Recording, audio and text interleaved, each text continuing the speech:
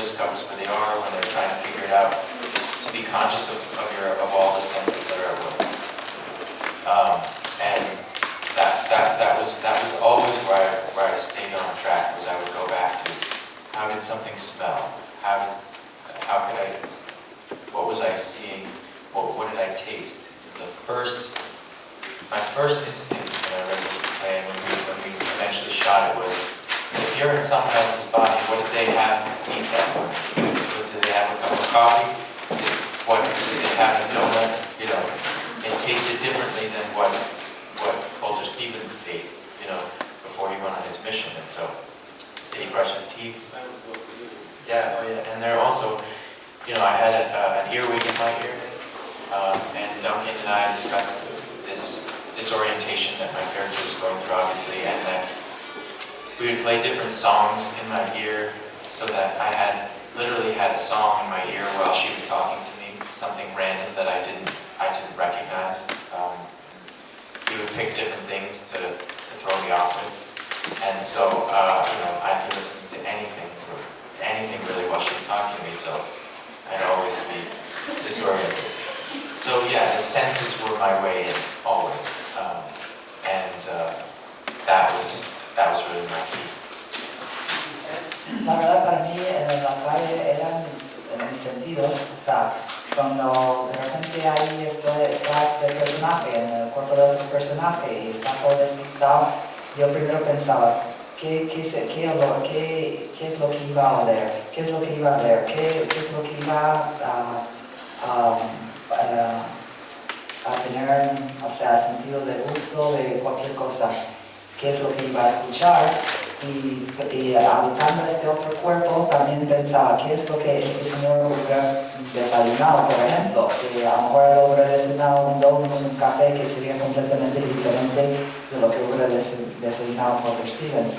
Y entonces tenía esto muy presente, incluso como mi personaje llevaba un auricular, y pues para dar como más desorientación cuando estaba en las escenas en el tren hablando con la chica, pues yo siempre escuchaba canciones a través de este auricular. Nunca sabía lo que iba a escuchar porque me iban metiendo canciones totalmente diferentes, canciones que no había oído nunca, cualquier cosa para así aumentar esa sensación de desorientación del personaje. Entonces eso fue siempre mi enfoque a través de los 5 sentidos.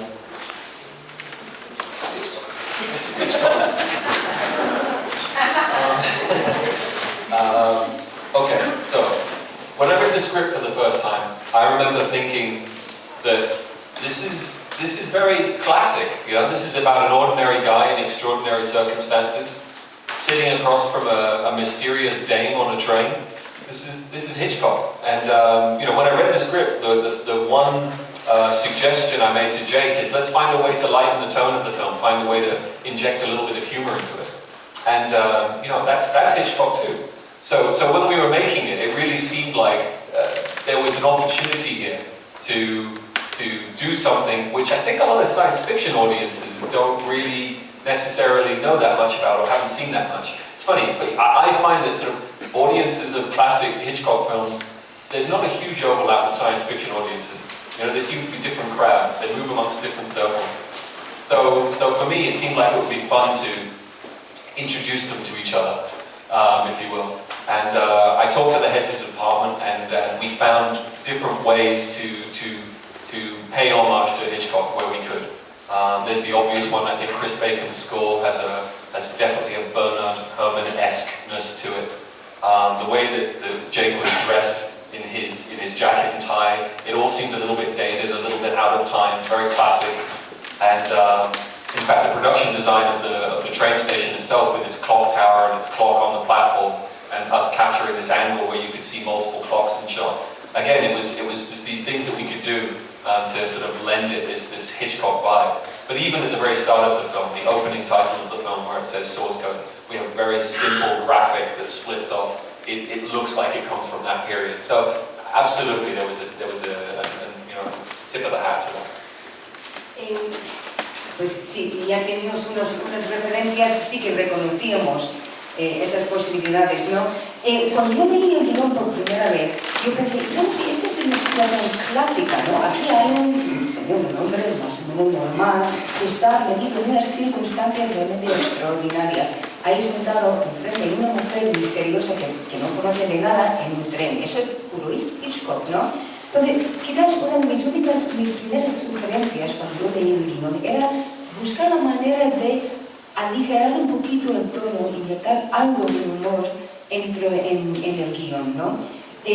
También me parecía interesante que era una buena oportunidad para presentar a públicos del género de ciencia ficción a un género que a lo mejor desconocían, que era el cine más clásico. Entonces me parecía, es una buena oportunidad para presentarle los unos a los otros, ¿no?